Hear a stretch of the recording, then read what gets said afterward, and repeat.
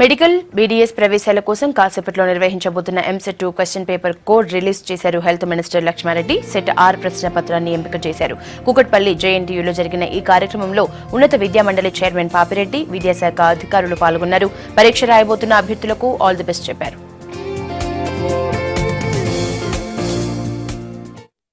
MBBS and dental entrance గురించి EAMCET 2 examination ఈరోజు conduct జరుగుతూ ఉంది.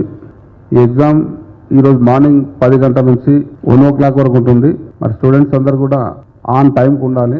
మొత్తం రీజనల్ సెంటర్స్ 14 సెంటర్స్ అరేంజ్ చేయడం జరిగింది. మొత్తం సెంటర్స్ 95 సెంటర్స్ ఉన్నాయి. దాంట్లో హైదరాబాద్లో 30 సెంటర్స్ ఏర్పాటు చేయడం జరిగింది.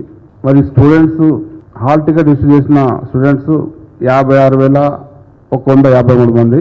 మరి ప్రిలిమినరీకి ఈరోజు మనం డ్రా ద్వారా తీయడం జరుగుతుంది. Last date of receiving objections 12th ఉంది. డిక్లరేషన్ ఆఫ్ ర్యాంక్స్ 14th రోజు ఉంటుంది. మరి download of OMR answer sheets and submission of representation about any discrepancy in the evolution of the OMR answer sheets అది 16th ఉంటుంది. 16th నుంచి 19th వరకు. Download off rank cards 21st రోజు ఉంటుంది. ఎంసెట్ 2 ఈరోజు మెడికల్ డెంటల్ విద్యార్థులకు మాత్రమే ఈ 2016-17 ప్రవేశ పరీక్షలు కోసం ఈరోజు ఎంట్రీస్ జరుగుతున్నది. ఈరోజు ఈ మెడికల్ 2 సెట్స్లో R and S 2 ఉన్నాయి. దానిలో ఏదో ఒకటి డ్రా తీస్తారు. దాని ప్రకారం ఏ సెట్ వస్తే ఆ సెట్టే ఈరోజు పిల్లలకు ఎగ్జామ్ ఉంటుంది.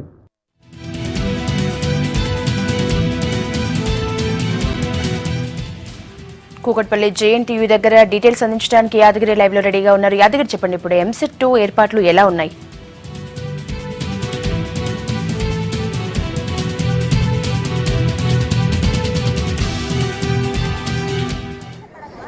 యశోద ఎంబీబీఎస్ అదేవిధంగా బీడీఎస్ సంబంధించి ప్రభుత్వ కాలేజీల్లో మరియు ప్రైవేట్ కాలేజీల్లో ఉన్నటువంటి ఏ కేటగిరీ అంటే కన్వీనర్ కోటాకు సంబంధించిన సీట్లకు సంబంధించి ఇవాళ ఎంసెట్ 2 పరీక్ష నిర్వహిస్తున్నారు. దీనికి సంబంధించి రాష్ట్ర వ్యాప్తంగా కూడా మొత్తం 56,188 మంది విద్యార్థులు దరఖాస్తు చేసుకోగా వీరి కోసం ఏపీ తెలంగాణలో కలిసి మొత్తం 95 పరీక్ష కేంద్రాలను ఏర్పాటు చేశారు. ఇక హైదరాబాద్ విషయానికి వస్తే దాదాపు అంటే అత్యధికంగా 20,000 మంది విద్యార్థులు హైదరాబాద్లో ఈ పరీక్ష రాస్తున్నారు. వీరి కోసం 30 పరీక్ష కేంద్రాలను ఏర్పాటు చేయడం జరిగింది. ఇక నిమిషం ఆలస్యమైన అనుమతించేది లేదని అంటే ప్రభుత్వం అధికారులు ఇప్పటికే చెప్పడం జరిగింది. కాబట్టి దీన్ని దృష్టిలో పెట్టుకుని విద్యార్థుల పేరెంట్స్ అందరూ కూడా పరీక్ష కేంద్రాలను ఒక రోజు ముందే చూసుకున్నారు. ఇక పరీక్ష సమయానికి అంటే ఉదయం 10 గంటల నుంచి మధ్యాహ్నం 1 గంట వరకు జరిగే ఈ పరీక్షకు విద్యార్థులందరూ కూడా దాదాపు 1-2 గంటల ముందు నుంచే పరీక్ష కేంద్రాలకు చేరుకున్నారు. మనం హైదరాబాద్ లోని కూకట్పల్లి జేఎన్టీయూలో ఉన్నటువంటి పరీక్ష కేంద్రం దగ్గర ఉన్నాం. ఈ పరీక్ష కేంద్రంలో విద్యార్థులందరినీ కూడా అంటే 10 గంటలకు జరిగే పరీక్షకి 9 గంటల నుంచే లోపలికి అనుమతిస్తున్నారు. ఎందుకంటే ఈసారి బయోమెట్రిక్ విధానం కూడా ఉంది కాబట్టి విద్యార్థులందరికీ కూడా పరీక్ష సమయానికి ఎలాంటి ఇబ్బందులు తలెత్తకుండా విద్యార్థులందరూ కూడా గంట ముందస్తుగానే వాళ్ళందరినీ కూడా పరీక్ష కేంద్రాల్లోకి అనుమతిస్తున్నారు. ఇక మనతో పాటు కొంతమంది విద్యార్థుల తల్లిదండ్రులు కూడా ఉన్నారు. వారిని అడిగి తెలుసుకుందాం ఏర్పాట్లు ఎలా ఉన్నాయి. చెప్పండి, మీరు ఎక్కడి నుంచి వచ్చారు? ఈ పరీక్షకు సంబంధించిన ఏర్పాట్లు ఎలా ఉన్నాయి? సార్, నేను కుకట్పల్లి సంగీత్ నగర్ నుంచి వచ్చాను సార్. ఇంతకుముందుకు టీఎస్ ఎంసెట్ని పోల్చుకుంటే సార్ ఇంతకుముందుకి పెట్టిన దాంట్లో 1 day బిఫోర్ రమ్మని చెప్పి హాల్ టికెట్లో ఉంచారు. అయితే నిన్న మేము 1 day బిఫోరే వచ్చి చూసుకోవడానికి వచ్చాము. కానీ ఇక్కడ హాల్ టికెట్స్ రోల్ నంబర్స్ ఏమి పేస్ట్ ఏం చేయలేదు. వాళ్ళు ఏం చెప్పారంటే రేపు మార్నింగ్ 8:30కి వచ్చి చూసుకోమని చెప్పారు. ఇప్పుడు బాగా రష్ ఎక్కువ ఉంది. అయినా కానీ తొందరనే చూసి పంపిస్తున్నారు. పార్కింగ్ కూడా చాలా నీట్గా ఇచ్చారు. సో ఎనీహావ్ థ్యాంక్స్ చెప్తున్నాను తెలంగాణ ప్రభుత్వానికి. మొదటి ఎంసెట్ కాకుండా 2వ ఎంసెట్ కూడా పెట్టారు. చాలా ధన్యవాదాలు కేసీఆర్ గారికి. సార్ చెప్పండి, మీరు ఎక్కడి నుంచి వచ్చారు? మీ వాళ్ళు ఎవరు ఉన్నారు? సిద్దిపేట నుండి వచ్చామండి. మా పాప సిద్దిపేట నుండి వచ్చాము మేము. మా పాప ఇది ఎంసెట్ రాస్తున్నది. బాగానే ఉంది, మేనేజ్మెంట్ అంతా బాగా నీట్గా బాగా చేస్తున్నారు.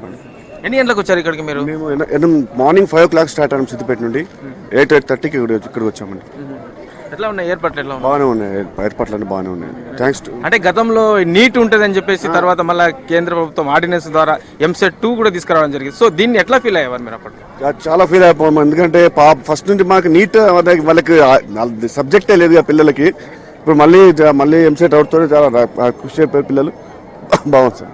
ఇది మొత్తానికి చూసుకున్నట్లయితే కూడా రాష్ట్ర వ్యాప్తంగా కూడా ఇప్పటి వరకు అయితే పరీక్షకు సంబంధించిన ఏర్పాట్లన్నీ కూడా బాగానే ఉన్నాయని చెప్పేసి విద్యార్థుల తల్లిదండ్రులు కూడా అభిప్రాయపడుతున్నారు. ఇక గతంలో అంటే నీట్ ఉంటుంది అని చెప్పేసి కొంత గందరగోళానికి గురైనప్పటికీ కేంద్ర ప్రభుత్వం చొరవతో ప్రత్యేక ఆర్డినెన్స్ తీసుకురావడం ద్వారా నీట్ అంటే ఎంసెట్ 2 నిర్వహించడం పైన కూడా విద్యార్థుల తల్లిదండ్రులు కూడా హర్షం వ్యక్తం చేస్తున్నారు. Yashoda. Okay, thank you Narender.